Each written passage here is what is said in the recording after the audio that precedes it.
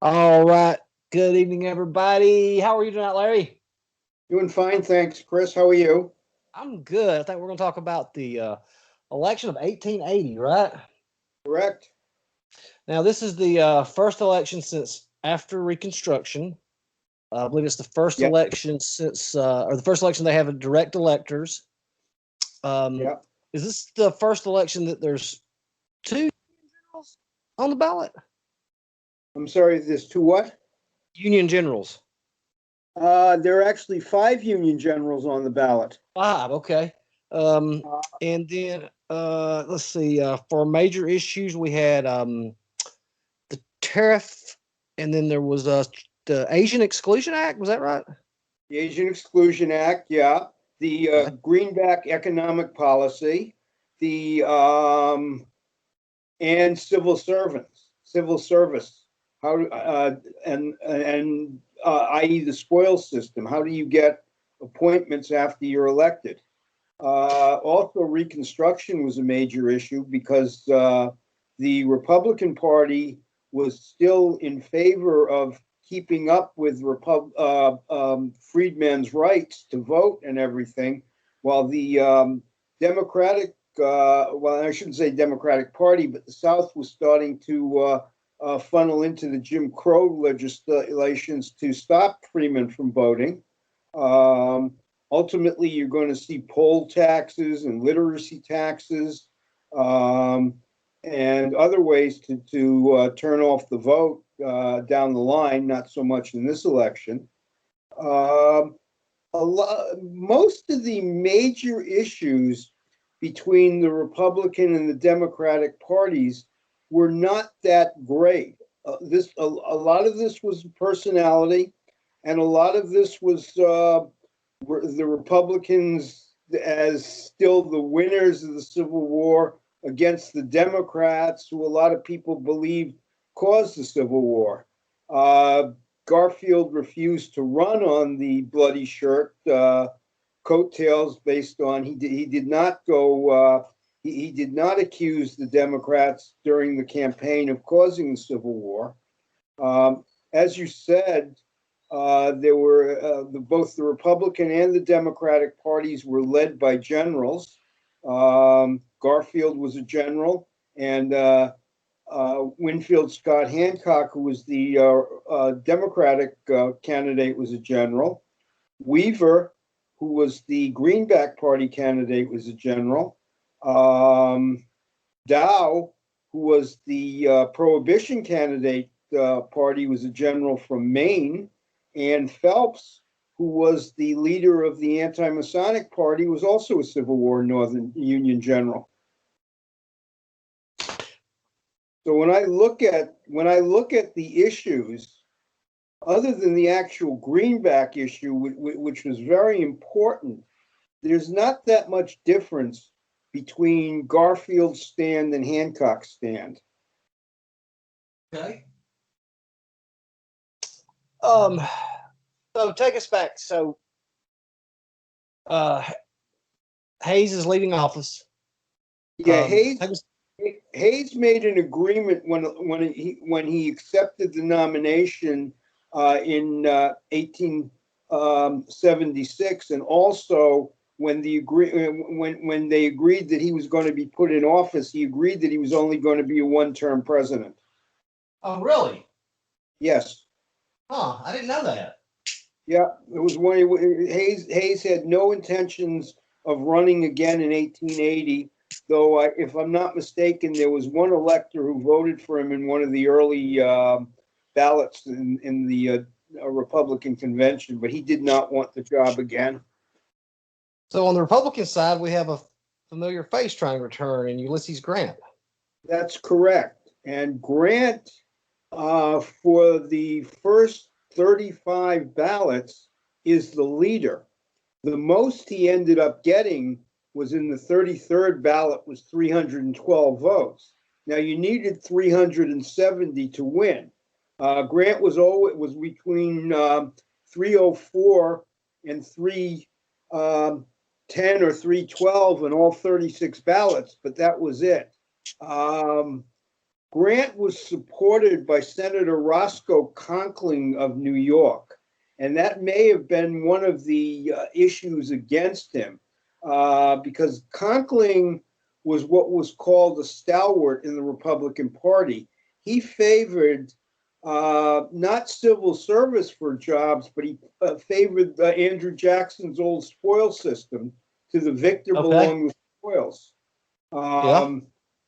James Blaine, who finished second in every ballot except the 35th, 36th, sorry, was a half-breed, and he was in favor of some civil service reform to get a meritocracy, getting the best person for the job.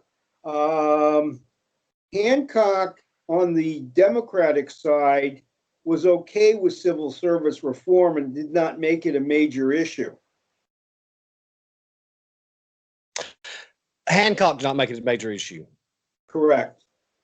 Okay. The closest major issue between Hancock and Garfield was the tariff, and even that wasn't major. What happened was Garfield was in favor of a protective tariff. So U.S. Manufacturers could compete with cheaper goods that were being made in Europe and sent over to the country. So Hancock, on the Democratic plank, stated they wanted a tariff for economic means. Now, there was no real definition of what the economic means were. Could it mean that the tariff was just on certain manufactured goods? Could it mean that the tariff was there to help southern manufacturers as opposed to northern manufacturers? I would guess that that was one of the reasons, but there's not really that much background on it.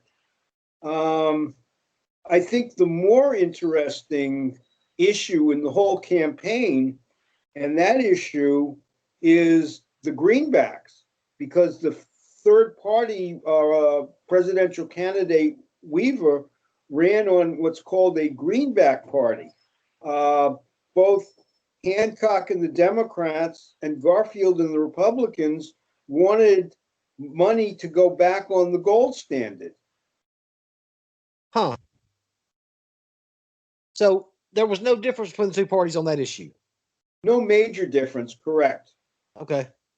And go ahead and just explain to people just quickly what that does when you put from the gold standard to the greenback as far as economically. Yes. During the Civil War, there was a shortage of gold and silver. So what the Union did was they issued paper money called greenbacks. Now, those greenbacks were not backed by precious metal. They were backed by bonds printed in the through the U.S. Treasury, and also some private bonds from various banks in the States. So the difference is, when you're not on a standard where your money is backed by precious metal, you can print money based on legislation. So the only thing that backs that money is the face value of a bond created by the Treasury Department. Therefore, there's more money in the economy. And when there's more money in the economy, it usually leads to an inflation, which it did during the war and after the war, but it also frees up money for farmers and small businessmen to actually borrow money to be able to put in crops, to be able to get machinery, or to be able to increase their profits and whatever they're going to do. So inflation's not always a bad thing then, right? No, inflation can be a good thing in times, but once what the gold standard did was, part of the gold standard being replaced was that they were going to take the greenbacks partially or totally off the table. They were going to pull it out and only back money by gold and not back it by federal fiat by printing bonds. So it would cut inflation, but it would be harder for little businessmen and small farmers to get money because they don't have the backing to get the loans anymore. So that's the issue. And I think Wheeler just wasn't the man to put it forth. I mean, he ran a creditable third-party candidacy. He won about, 3 or 4% of the vote, if I'm not mistaken. And there were actually 3 states where his vote could have affected the outcome of the states. New Jersey. I'm sorry, Chris. No, I was gonna say, let's hold off on that right there for a second. Let's cover we covered all the candidates first. Okay. Well, we basically we've covered all the candidates. We haven't covered how they got to be candidates. Okay. Yeah, let's do that one first and come back on all the returns. Okay. All right, so we covered the Republicans, right? Okay, what happened during the Republican convention, and we spoke about Grant, and the 2 major candidates opposing Grant at the beginning were James G. Blaine, who was a senator from Maine and also a former Secretary of State, and John T. Sherman, who was a senator from Ohio and was General William Sherman's brother. They were the big 3. Now, now the 2 of them together had more votes than Grant in all in the first 35 electoral 35 counts, and this is a long convention. It went to 36 votes. Neither Blaine nor Sherman trusted each other, so they never combined their votes. Ultimately, Garfield had 1 vote, 2 votes. He had basically no votes until the 34th ballot when he won 17 votes. So neither Sherman nor Blaine wanted Grant, but neither of them wanted to pull out for the other one, and they both had they both thought Garfield was an excellent choice. So on after the 35th vote, they all suggested that their voters go for Garfield, and a lot of the other voters, Field, Edwards, a lot of the favorite sons also went for Garfield at that point. So on the 36th ballot, Garfield got 399 votes, which was 19 more than the 370 he needed. Grant got 306 votes. Sherman got 5 votes. Blaine got about 40 votes, but Garfield obviously won. Now, we mentioned Senator Conkling of New York, who was supporting Grant the whole way. Now, Garfield wanted to balance the ticket by taking one of Conkling's people from the Stalwarts as his vice presidential candidate. So the first one they offered it to was Levy Morton, and Conklin told him not to do it, and he refused the nomination. So the second one he offered it to was Chester A. Arthur, who was also, he was a New York State Civil War general in charge of drafting and provisions and that type of thing. And even though Conkling told him not to accept it, Arthur did accept the nomination. So we had Garfield and Arthur as the Republican candidates. Garfield, okay. Now, should So we then go we into go. the Democratic? I was kind of interested in the Democrats. Who all was? I can't remember who all was involved in that one again. There were basically three major players in the Democratic candidate. There was Okay. Winfred Scott Hancock, who led the whole way but did not get enough. The second man was a senator from Delaware named Bayard, Bayard.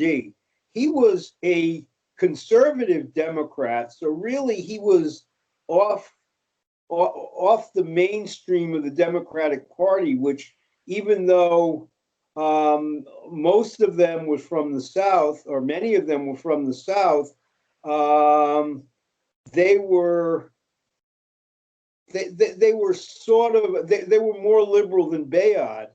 And the third and most important candidate, though he didn't get many votes at all, but there were a lot of other Democratic candidates holding spaces for him, was Samuel Tilden. Now, Tilden ran in the 1876 election against Rutherford B. Hayes and actually won the popular vote. But did not take the Electoral College. But it was thrown into the House of Representatives.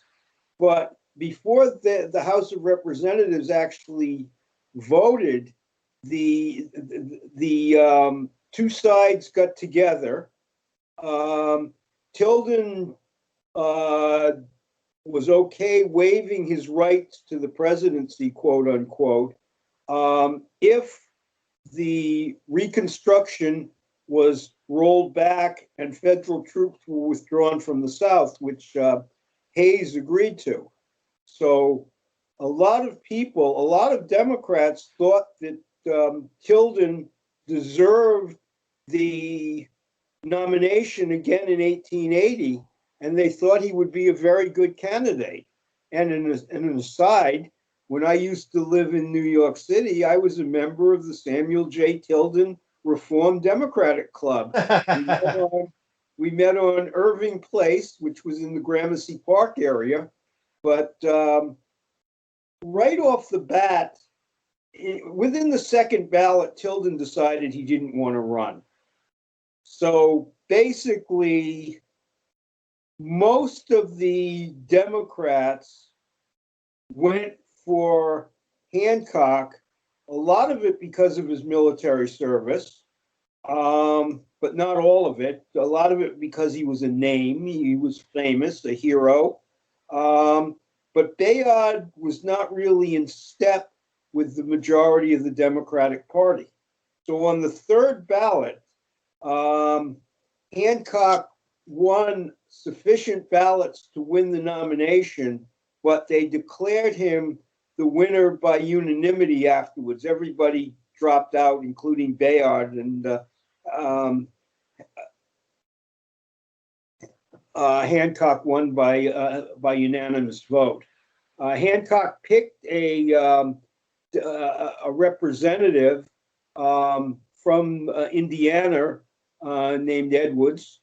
Don't know that much about him, but he was to help the state. Though he did not, the Democrats did not win Indiana. And Weaver, who the third party Green Bay candidate, who was a general from Indiana, also did not win Indiana.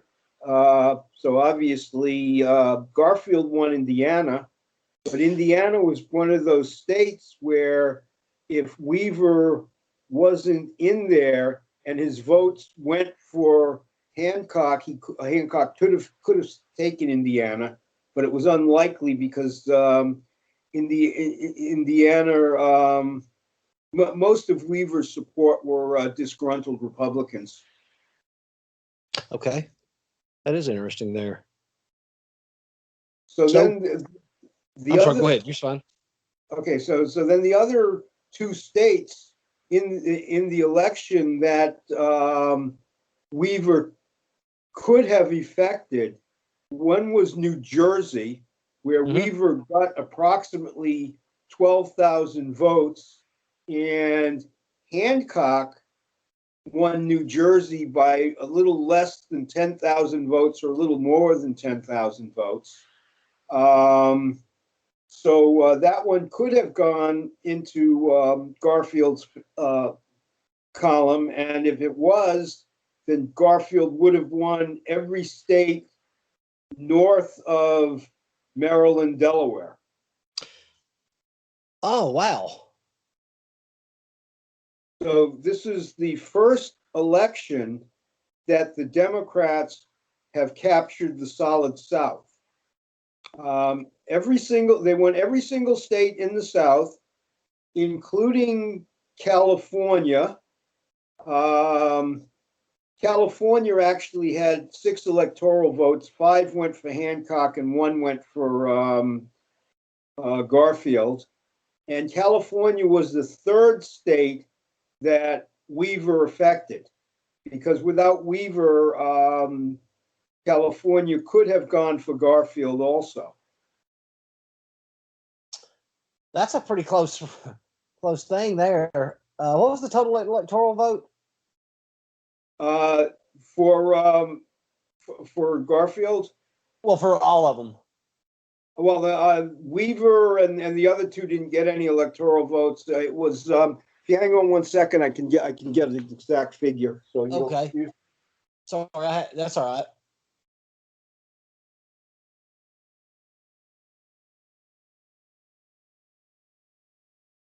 The electoral vote, the election itself was close in the popular votes, but the electoral votes really weren't.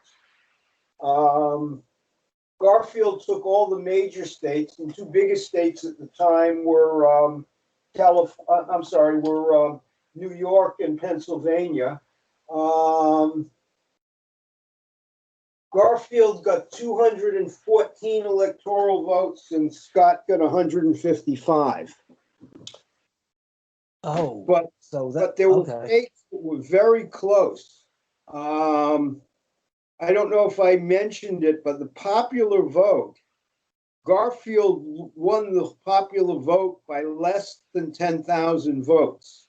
He won New York by less than 2,100 votes. Oh, wow. And that was a lot of that was because of his issues with Conkling.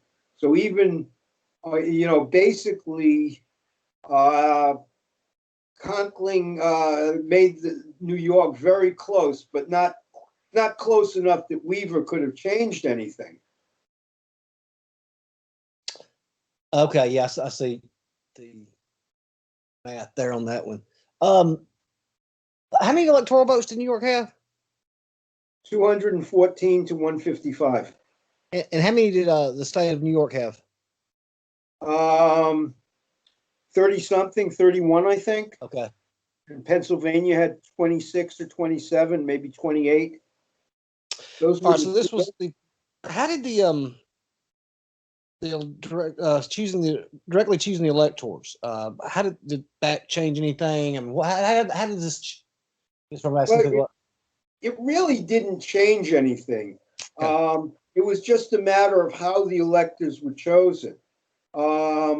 In past elections, if you voted for the presidential candidate, the state or the party would select the electors.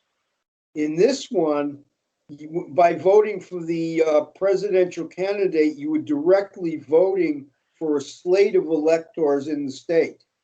So once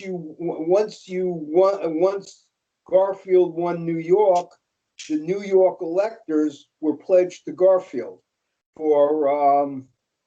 I'd have to look at state law at the time, but they were pledged to Garfield probably for the first 2. I'm sorry, for the whole time. I'm thinking I'm confusing electors with the convention delegates. However, they're still not constitutionally bound, correct? Correct. But so once the states were called, and once the states were called for Garfield and Hancock and none for the other three candidates, Garfield was declared the president-elect, and then once the official count made him president on March 4th of 1881. Okay, so let's go through. We haven't went through our issues yet, have we? Right. Well, as I said, we talked about the greenback issue. We talked about the tariffs. Okay, we've already covered the tariffs. We've talked a little about Reconstruction. Okay. The only other major issue was civil service, and we've talked about that too. Even though Garfield supported the meritocracy and wanted to change the civil service, Garfield, as most of you know, was assassinated within his first month of office. He was assassinated by a man named Charles Guiteau, who was a stalwart supporter of Conkling, who, because he supported Conkling and because the Republicans won, he wanted an ambassadorship. He was totally non-qualified for an ambassadorship, and he was told he was non-qualified, and that was the reason why he gave for assassinating Garfield. The interesting point was that even though Chester Arthur, the vice president, was a Conkling Republican, he ended up supporting civil service reform to get the best people in the job. Well, it's not the same as civil services is today, but it's a lot closer than civil service than the old spoil system prior to Garfield's election and Arthur's ascension to the presidency. That was the really major issue, and it wasn't a major issue amongst the Democrats. It was really a major issue amongst the Republicans. And now, ultimately, if Conklin could have, if the stalwarts were more popular outside of New York, Grant might have been a three-term president. Wow.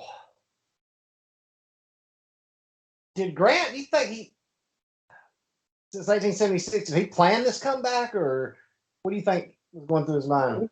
He definitely planned the comeback. I don't think he was thrilled with Hayes, but Hayes was not there anymore. And I know that Grant and Blaine didn't get along, and Sherman maybe could have gotten along with Grant, but Sherman was too short on ballots for the most part. Blaine was very close to Grant. And maybe at the beginning in some of the balloting, Sherman could have put Grant over the top, but at that point, Sherman thought that he was the best man for the presidency, and basically until the 33rd ballot, he was actually the 34th and the 35th ballots. He was starting to think that maybe we need a compromise candidate. Grant had issues. Grant was popular because he was a military man, but there were major scandals during this presidency, and there were major problems with the Indian Bureau. There was and there was also the buying of there were bond scandals. There were land scandals in the Black Hills. So there were just Grant was an unpopular president, but as a military leader, he could still gain the backing of many people on the Republican Party. Um, let's see here. Southerners. I think we covered this about the states. So what's going through their mind? I mean, having to pick all these generals from the north. Well, the answer is don't forget many of these generals from the north served in the south at some point. Talking about Sherman, talking about other northern generals who served in California, who served in Arizona, who served in New Mexico. There were many northern generals who served in the South and after secession left to go back to their northern states. I don't think the name Sherman would be too popular though in the South. No, he wasn't, but Sherman was very popular in the South before the Civil War. Sherman served in Louisiana. He served in the West. He was not anti-Southern. He just wanted to defeat them and bring them back into the country. His brother was a lot more anti-Southern than he was. Yes, just the name. Um, so So I mean, Hancock, but don't forget, the Democratic Party split in the 1860 election. There was right. The Northern Democrats ran Stephen A. Douglas, and the Southern Democrats ran Breckinridge.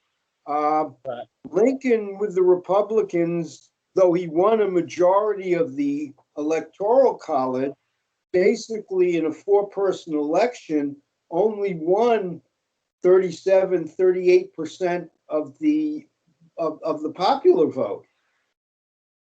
Yeah, I can't wait till we get into that one because when you break down some of these states, that you're like, man, if you combine the Democratic vote and the Union Party vote, right, he don't even get close.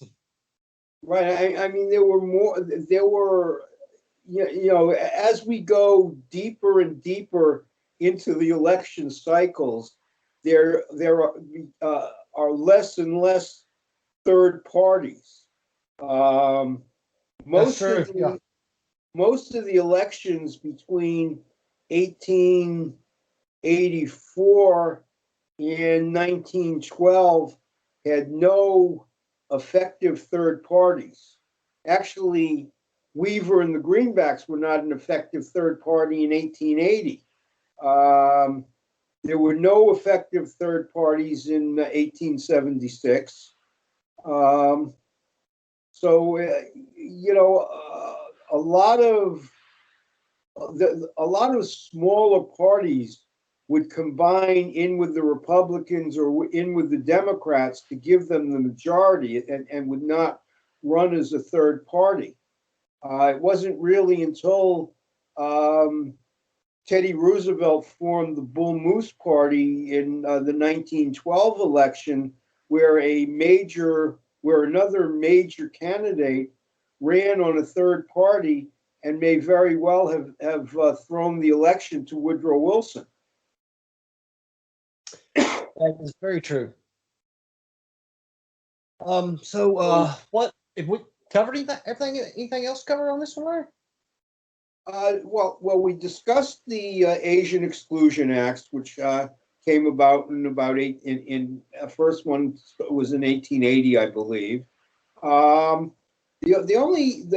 major thing in this election, and what I think was involved here more than anything else was Garfield more popular than Hancock? Was Hancock more popular than Garfield? I was wondering that too because it seems like, and it may just be how he's portrayed that, and he really wasn't like this in real life, but Hancock just seems so likable.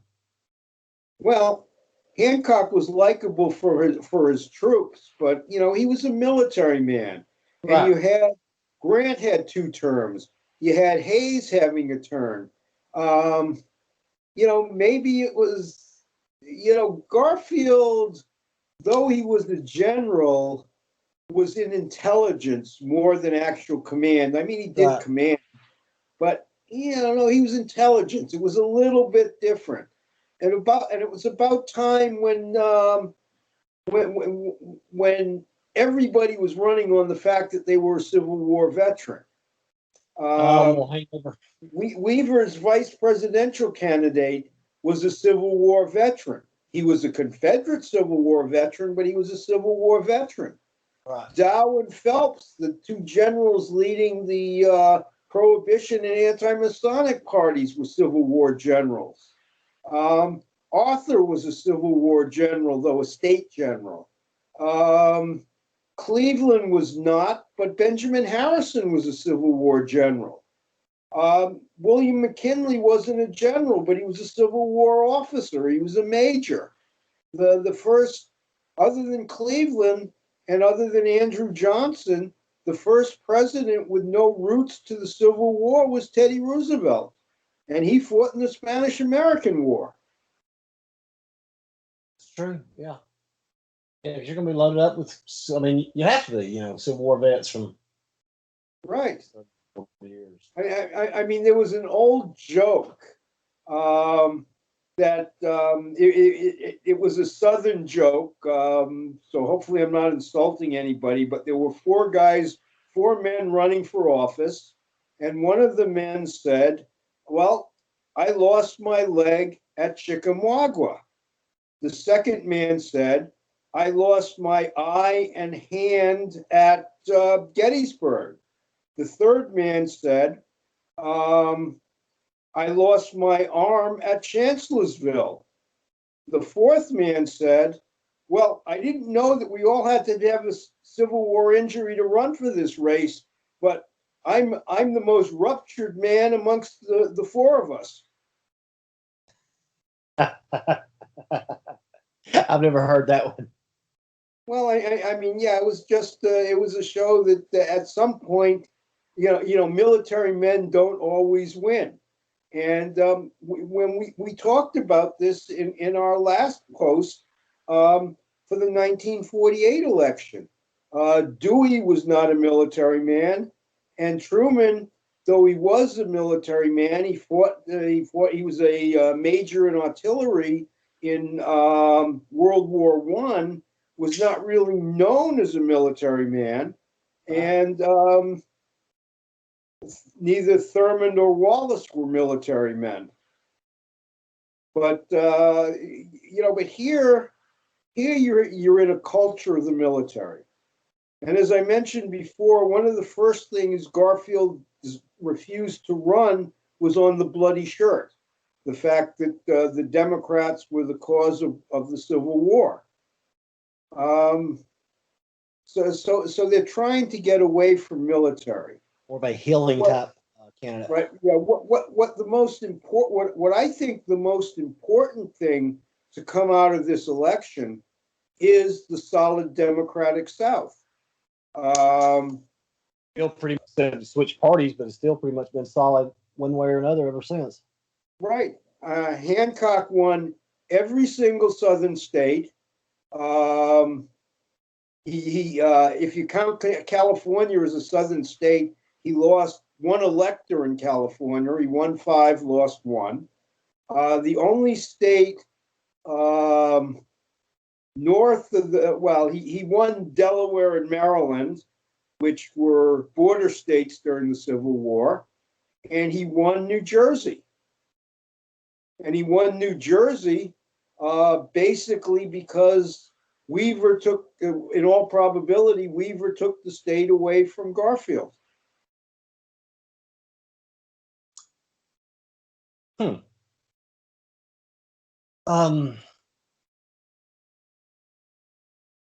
Now the other issue is, and we mentioned it briefly, and obviously we're going to mention it much more in later elections, is Jim Crow rearing its head in the South. The 15th Amendment, one of the 3 anti-slavery amendments, or one of the three post Civil War amendments stated that a person could not be stated, but it said that a person could not be disenfranchised on the grounds of race. So yeah, you don't disenfranchise them on the grounds of race. You find out other ways to disenfranchise them. We needed an election to knock out the poll tax in the 1900s. The literacy test.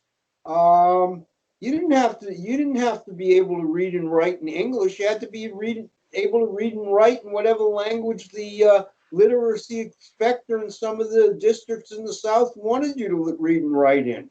I've heard Texas. Many times, Texas had a large German population, and many times blacks were forced to read and write in German to be qualified. Oh, Lord. Pardon? Oh, Lord. Yeah, and there was one district somewhere in the South that the blacks were made to read and write in Norwegian because the elector was a Norwegian immigrant or a family of Norwegian immigrants. So that you did everything possible to knock off the free man ballots, to knock the free men out of their elected positions. You'll see that very few representatives and senators are Republicans at this time already. There's still local elections. There are local towns where you may have some Republicans. There are still there were a lot of union loyalists in the South, but they were Democrats. They were loyalist Democrats for the most part. and now Mississippi is probably the worst state, but now the Democrats, now the white Southern Democrats, are now trying to retake the states, and they have converted. This is the first election that there's a solid South. Hayes against Tilden, there were three states, three Southern states that voted for Hayes, Florida being one of them, but not in this election.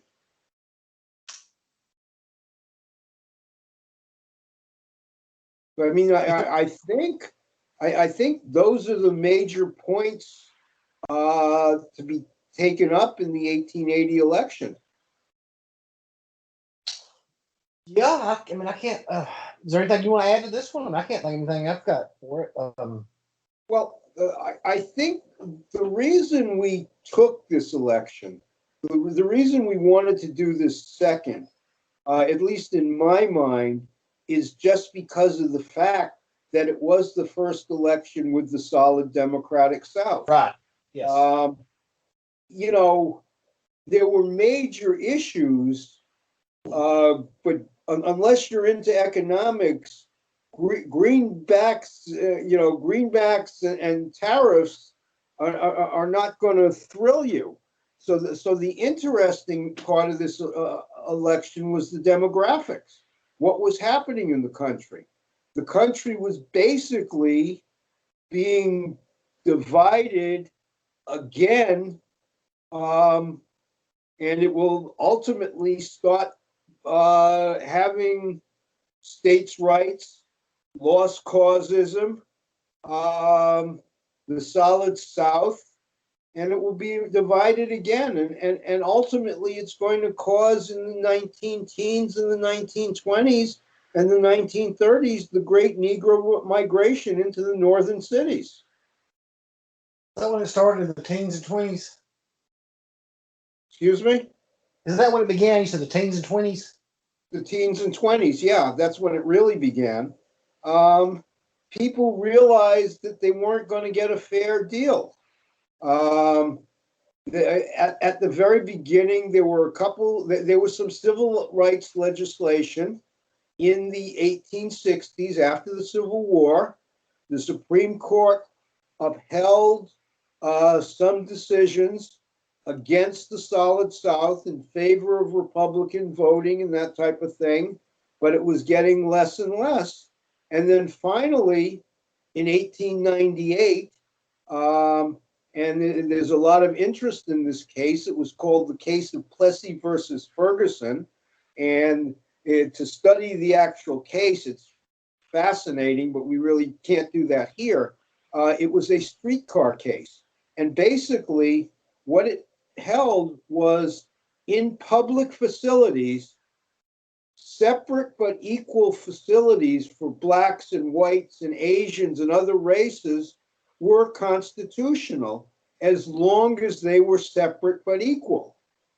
So there was a long line of cases between 1898 and 1954, Brown versus the Board of Ed Topeka, which was a case in Kansas, that in order for blacks to get rights in the South, they had to prove that the cases involved separate but unequal.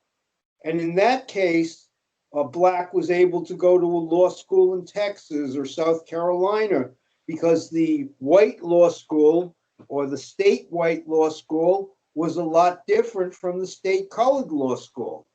In Brown versus Board of Ed Topeka, when Justice Warren, who was a former attorney general and governor of California, and the court ruled that separate but equal is inherently unequal. And that's when everything started to change again. There were other issues. There were issues about fair housing and that type of thing that happened in the 1940s. But this is the start of all of it. This is where the black codes came in. This is where the Ku Klux Klan and other groups terrorized blacks or intimidated blacks and stopping them from voting. This is when people tried to register to vote and were not allowed to vote because of either poll tax or literacy taxes or various other rules. And this is where, it's straight from this election to Black Lives Matter.